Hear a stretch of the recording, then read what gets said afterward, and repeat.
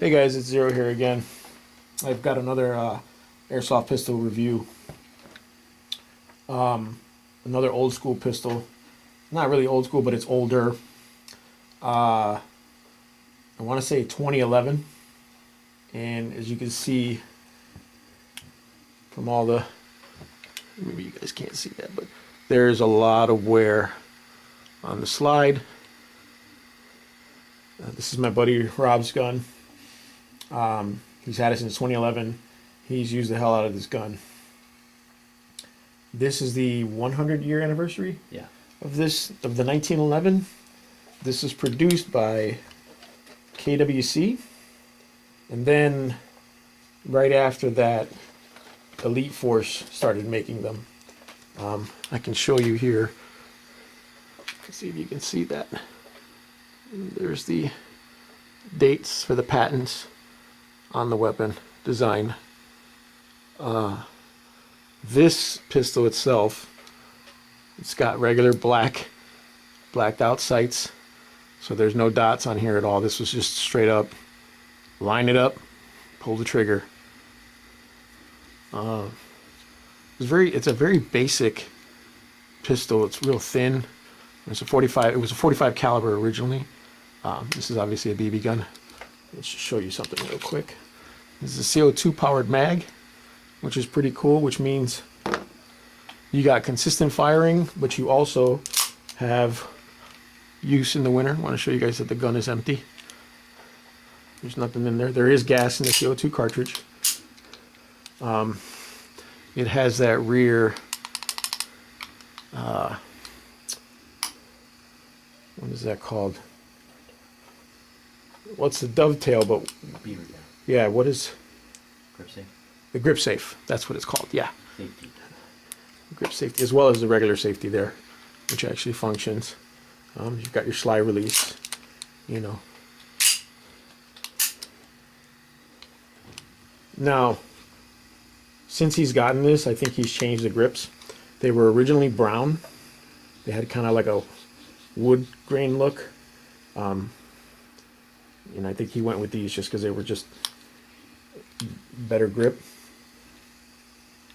It's got a nice pronounced mag release here, so you feel it. You're not going to miss that, you know. Mag goes in. Mag holds about 15 rounds. It's not too bad. You've got wear here. You can see all the wear. He's used the hell out of this gun. We've dropped it in the mud, snow. It's been to all kinds of events, and it still works. It still works really well.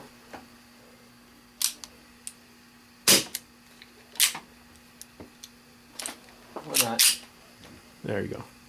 It's got a pretty quick reset. There's only a little bit of play there in the reset. I'll show you guys. There it is right there. It jammed. Oh, it did. Yeah. He's dry firing it probably. It's probably needs to be oil. Yeah, that's me. The gun does work, works well, when you take care of it. When you have it on it. Well, he's actually retired it about a year ago, right? A little longer. A little longer than a year. A little over a year. Because he wanted to keep the trades on there. As you can see, the wear from the holsters, you know, is getting down to that point where he's going to wear this out. And this is actually pretty cool. So you don't want to lose that. I'm going to try and break this down. I don't use 1911s, so I'll do my best not to look silly.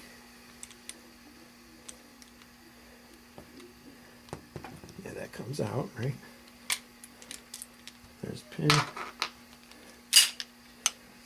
There's your frame. It's got pretty good slide frame there, like the slide rails.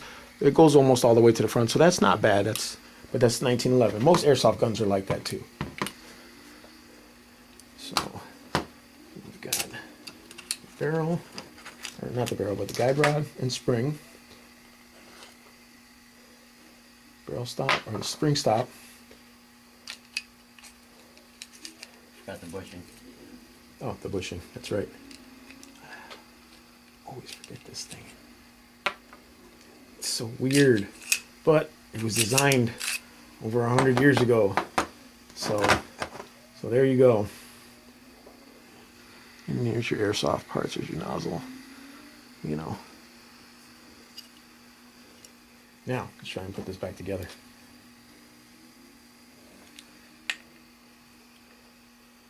There's your hop-up adjustment wheel right there. So you have to take this apart to adjust the hop-up. But honestly, most airsoft guns, they're like that. You have to break them down to actually get to the hop-up. There we go.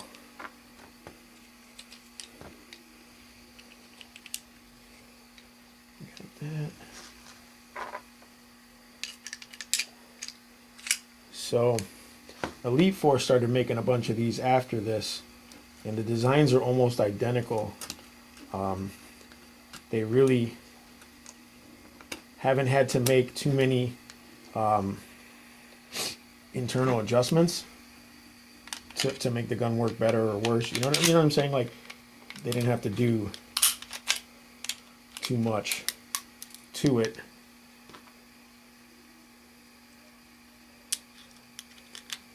Personally, I think that their finishes are crappy. That's just my opinion.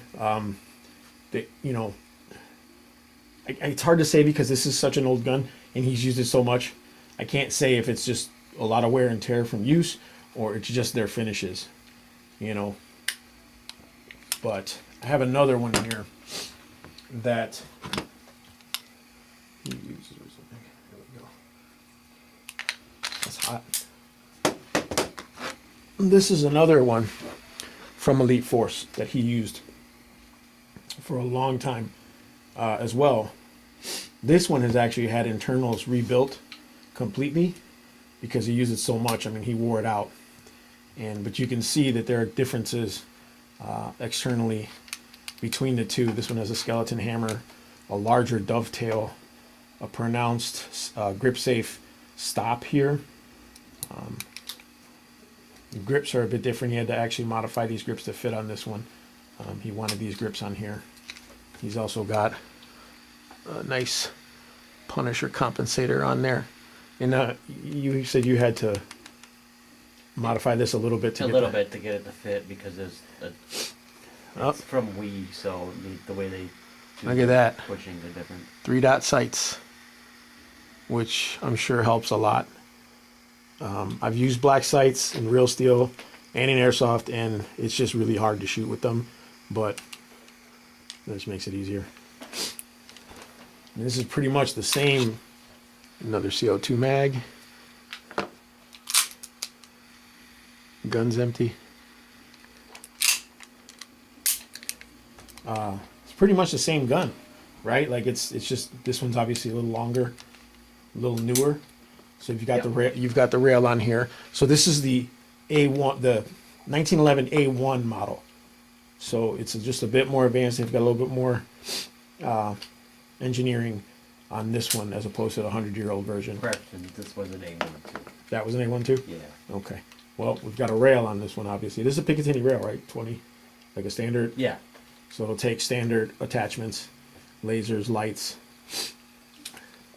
You got all that wear. You've got the slide grooves up front, just in case, you want to, that's just what you do. And you've got them in back. Really thick, pronounced slide grooves, which is nice because if you've got gloves, you're going to get it. You know what I'm saying? You're going to get a good grip on it. I wonder if it'll do. Yep. So you can actually rack the slide without your hands, or with just one hand if you need to. You can catch it on the sight. Okay. I don't recommend doing that, but it can be done if you absolutely have to do it in a pinch. There's your trades or your licensing for this gun. And there's the Elite Force logo. It's real basic, real simple. I do like the black and tan. Is that a Marines? Yeah. So you've got that Marine. The other side is SOCOM. And then there's the SOCOM badge. That's pretty cool. So SOCOM approved. You got a lanyard loop here for a wrist lanyard or belt lanyard. You know what I mean? If you want to attach it to something so you don't drop it. If you do drop it, you don't lose it. So this trigger looks a little different than the original one. So there's your standard 1911 trigger. And then you have this one's a little bit thicker, but it's got the holes for speed. That's what that does. Speed holes. Same magazine release, same amount of raised area, same capacity on the mags. Yeah. So it must be standard for airsoft 1911s. So you know you have to, with this grip safe, you have to solid purchase on the gun before that trigger can be squeezed. If you don't, it won't go. Also, the hammer has to be back, John. Well, yeah, but see, hammer's back, it won't go. But if you get that grip on, there you go. Is that for this one? Yeah. Doesn't matter, they're right No, there. it doesn't matter. So these two are compatible part-wise with what companies? Is No. it WeTech, not WeTech? No, they're only compatible with themselves. Oh, okay. So Elite Force pistols will only take Elite Force pistol parts. Yeah. What about the magazines? Same thing. Same thing, only Elite Force magazines. Yeah. So it's proprietary. Yeah. Because I don't know anybody who makes a single stack CO2 1911 mag. Gotcha. I know the high Kappa you can get CO2 mags for, but that's a thicker mag. Right, it's a big beefy mag. But for single stack, because if you actually show the bottom there. Yeah, there's a you've got that cutout for the CO2. Yeah, so That's regular green gas won't have that. So the thing about CO2, right, is, and this is just something, you know, if you guys don't know, I'm sure you guys, my airsoft buddies know. Everybody knows if you're in the airsoft community. If you're not, if you're looking to buy one and you're there, what should I get, CO2 or should I get green gas? I mean, that depends. If you're going to be playing out in the cold, you know, where you need consistent pressure in the cold, CO2 is the way to go. If you're not, then you can go with the green gas. But if you do go with the CO2, you will have to oil these more often. And that's because it's just straight gas going through there with no silicone oil. Whereas the green gas is propane with silicone oil mixed. You still have to clean those and oil those, but these a little bit more. So the maintenance is a little higher on these. You know, you get these dried out O-rings and stuff and you start having problems. But just a word of the warning, you know, if you're going to go with CO2, you need to take care of it better. You know, unless you don't care, and that's on you. But I think what my buddy was saying was that his only real con for these pistols were the finishes. I think that was pretty much it. Like, you know, the finishes were really not the greatest. But otherwise, he's got no real complaints. I mean, he's had to rebuild this one, but again, he's used it so much that it just, you know, eventually little things started happening. He was, you know, just wanting to fix it. And it's an airsoft gun. You know, it's $100, maybe 120, 30 bucks. Things are going to break. They're going to fall apart. Things are going to happen. You're going to have to maintain these guns. You're going to have to repair them. Nice thing is Elite Force actually makes complete internal repair kits. Like, you can get complete kits to drop all the internals back in and your gun's good to go again. Which is very rare because most airsoft companies don't do that. You're either SOL or you're sending it back to the manufacturer and then they'll basically just replace it for you. And there's few companies out there that actually put out full repair kits for these. I think KWA does it now, but that's now, you know. Most of the other companies, they don't do that. They're just like, look, it's $100, go buy a new one or whatever. And you have a very expensive paperweight.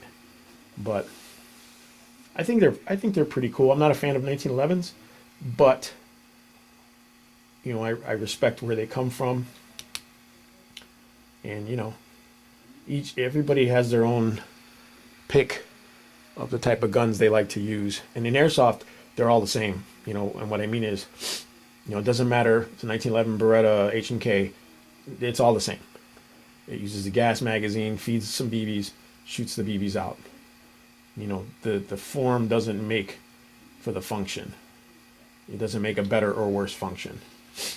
They're all the same. But, you know, if you like 1911s, I would say Elite Force is the way to go. If you're not going to go with a very custom one or a Tokyo Mari or, you know, Western Arms, one of those high-end Martians, you know, Elite Force is a good workhorse gun. They do the job and they do it for a long time, and just a little bit of maintenance and you can keep them for a really long time. Well, that's pretty much it. Let me know in the comments below if you guys agree, disagree, if you use this, if you don't, if you got a story with an Elite Force, a horror story, or if you still have yours and they still work, let me know. All right, guys, thanks for watching.